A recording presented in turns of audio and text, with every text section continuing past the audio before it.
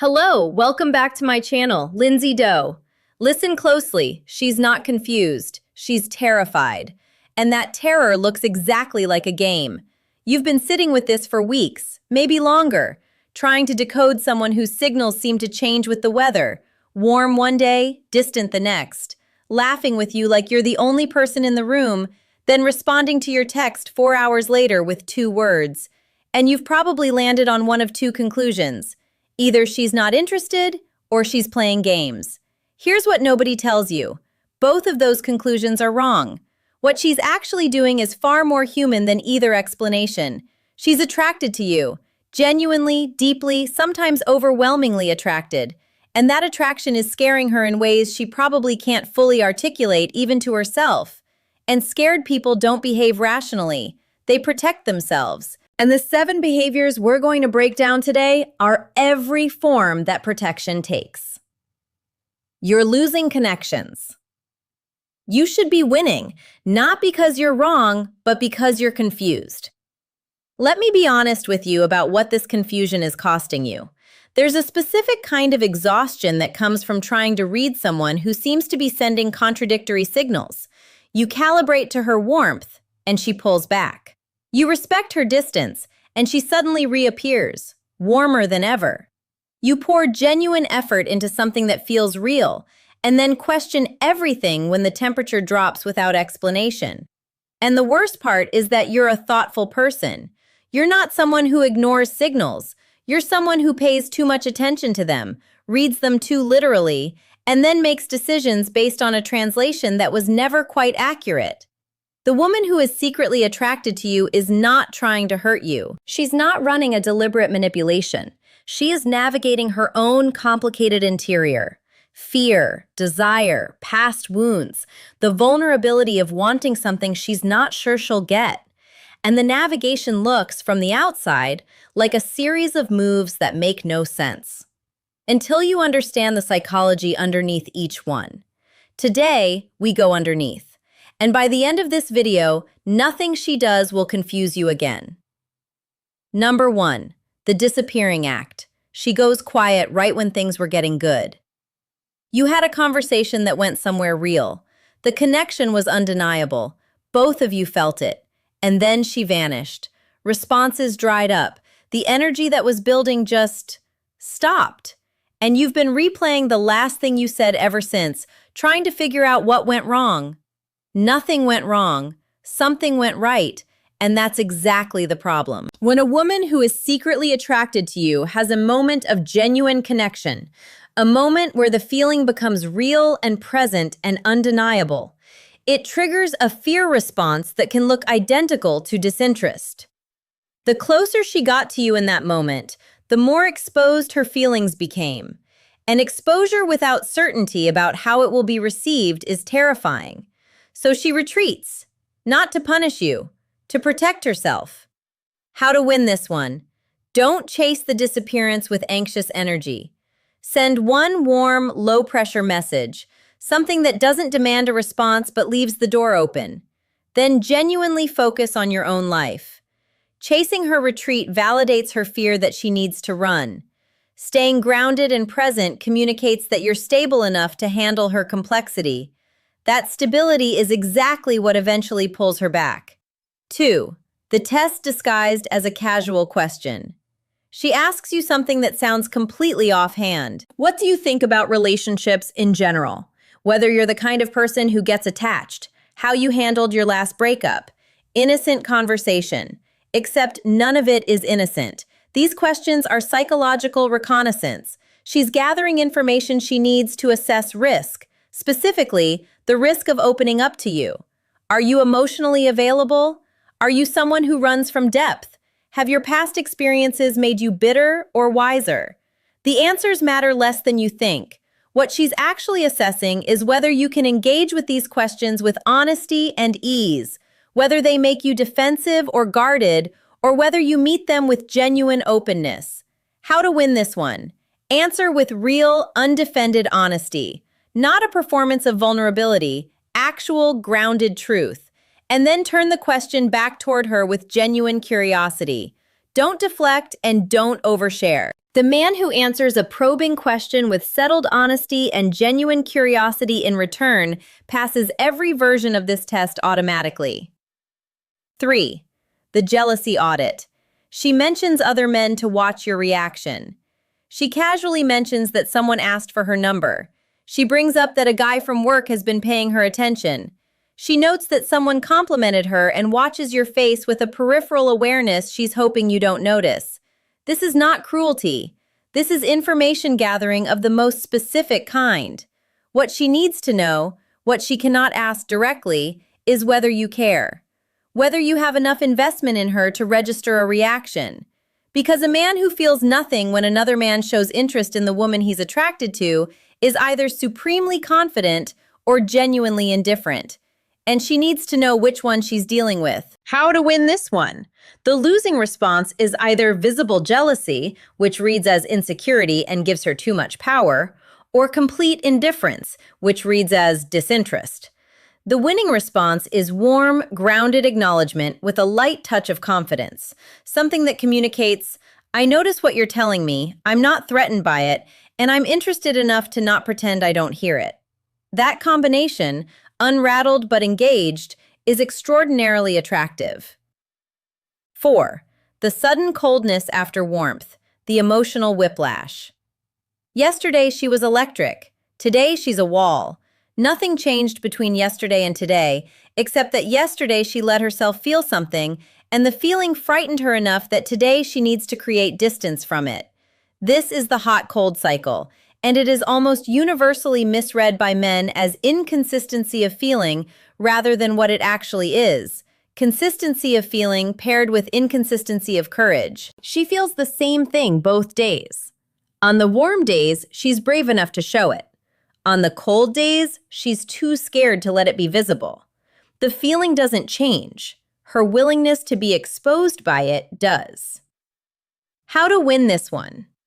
The most powerful thing you can do in her cold phase is remain exactly who you were during her warm phase. Don't become cool in response. That teaches her the connection is fragile. Don't become more intense in response. That validates the fear that closeness is overwhelming. Simply be the same person at the same temperature with the same ease. Your consistency in the face of her inconsistency is the most powerful possible demonstration that she is safe with you. 5. The loyalty check. She shares something private and waits. She tells you something she didn't need to tell you. A fear, a failure, a piece of her past that isn't polished. Something that makes her slightly more real and slightly more vulnerable than the version of herself she normally presents. And then she watches. Not obviously, but she watches what you do with it. Do you honor it by responding with something real of your own? Do you hold it with care rather than using it as conversational filler? Do you bring it back later in a way that proves you actually held on to it? Or do you acknowledge it minimally and move on as though she handed you something ordinary? She's not testing your ability to listen. She's testing whether you can be trusted with her interior life, whether what she shows you stays sacred or becomes just information you happen to have. How to win this one? Receive what she shared as if you understand what it cost her to share it. Respond with something genuine from your own life, not to redirect, but to reciprocate. And remember what she told you. Bring it back, gently and naturally, in a later conversation. That callback, that proof that she lives in your memory, is the single most powerful trust builder available to you. 6. The comparison game. She tells you about her ideal man. She describes in conversation the kind of man she's drawn to, the qualities she values, the things she finds attractive, and she watches, again with that peripheral awareness, to see whether you engage or retreat. This is not accidental topic selection. She is essentially holding up a mirror and asking, "Do you see yourself in this?" And she's watching whether you have enough confidence and self-awareness to recognize the conversation for what it is. Some men deflect. Some men agree with everything she says, performing alignment. Some men get slightly defensive, as if the description was an accusation. How to win this one? Engage with genuine honesty and lightness. If some of what she describes sounds like you, acknowledge it naturally, not with ego, but with ease. If something doesn't fit, say so without anxiety.